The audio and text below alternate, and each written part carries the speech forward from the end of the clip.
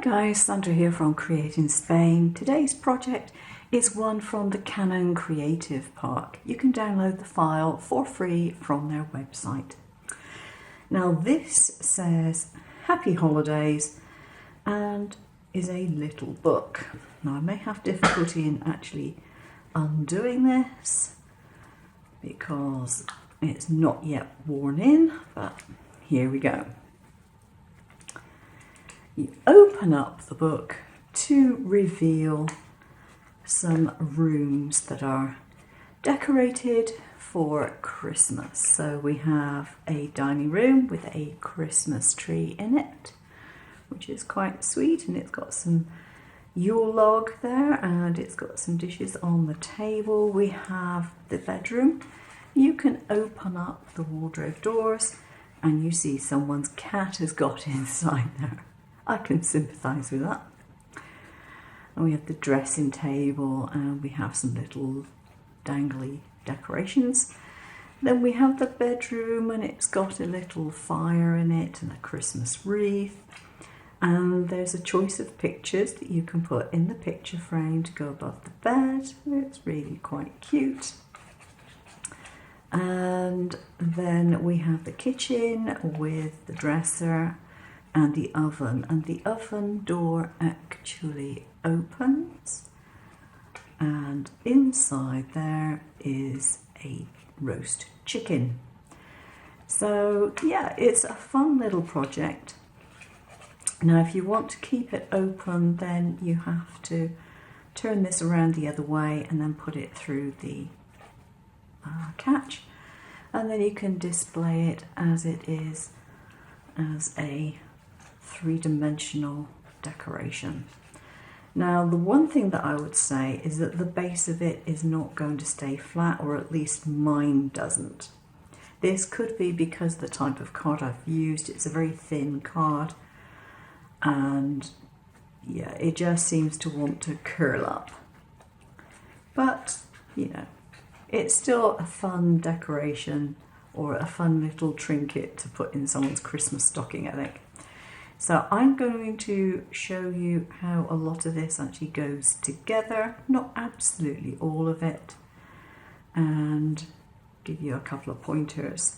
Now I would say that my particular version here seems to have a tendency to be brown and it's supposed to be red, but I'm guessing that something has been altered on my printer settings and I need to go have a look at that. But other than that, it's turned out pretty much as it did in the file that I downloaded. So yeah, I think it's a bit of fun. So if you want to learn how to make this, then keep watching.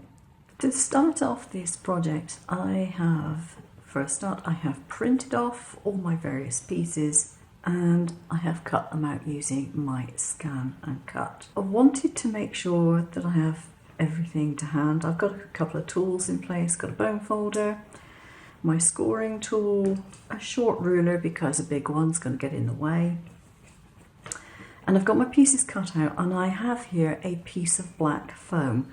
Now this is something that I like to use because I'm filming, but it's also really handy because little pieces that I've put around the edges not only show up, but they're less inclined to just sort of scoot off and get lost and fall on the floor. I've got the instructions on my laptop to my right, and I'm going to be using those instructions to make this item from the Canon Creative Park. What I've got first of all is this piece here, and it's one of the main body pieces, and I've scored all the different score lines, and in my case I have put on this side, on the back, I've put a little piece of acetate. Now the reason I've done this is not because this is supposed to be a window out looking on a view, because it's supposed to be a hatch, I think, rather than a window, but it's to help the integrity of the shape. Because I've got a relatively thin card, I thought if I have a hole here, it's not going to be quite as strong. So I've put the acetate on the back of there, so that when I put this together, it will make it a bit stronger. So what I have to do is to put this area onto here and this area onto here, and this is going to form part of the rooms. The other thing that I've done up here, I have stuck with some, actually it's not stuck because this is not stick mat, but it's not going to move too easily. I just put some inside out masking tape under a piece of acetate, and I'm going to use that to put some glue down. And the reason I'm doing that is because with very small areas, it's a lot easier to use glue and a pin. So just put some glue on here, put that in place. And the same with this other side. You don't have to use a pin. If you want to use your little finger or something like that, you can by all means. I just find that I end up getting way too sticky.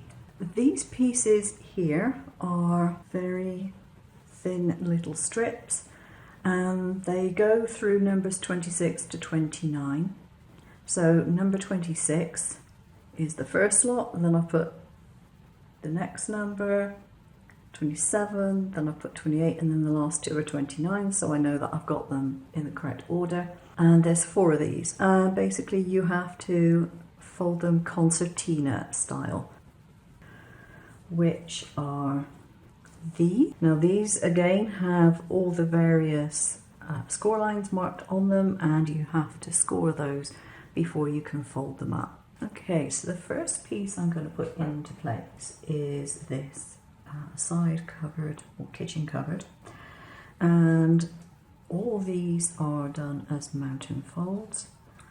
This bottom one here, you want to add a tiny bit of glue like that, and you fold that to the inside.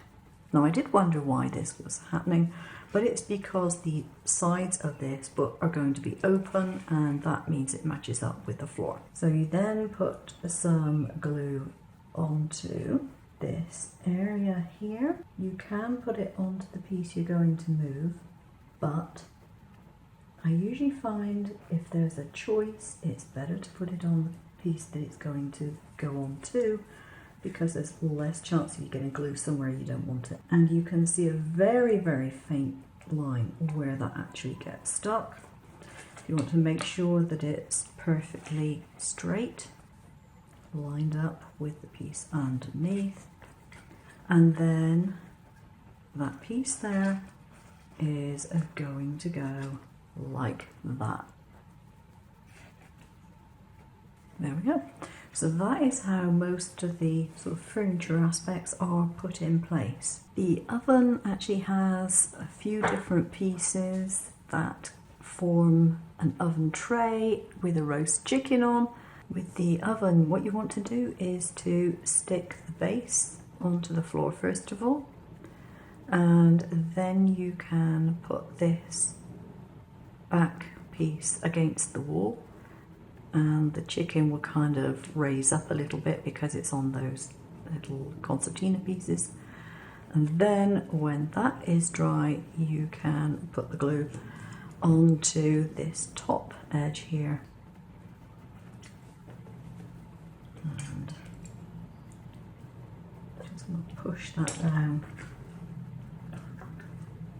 so that it gets stuck nicely.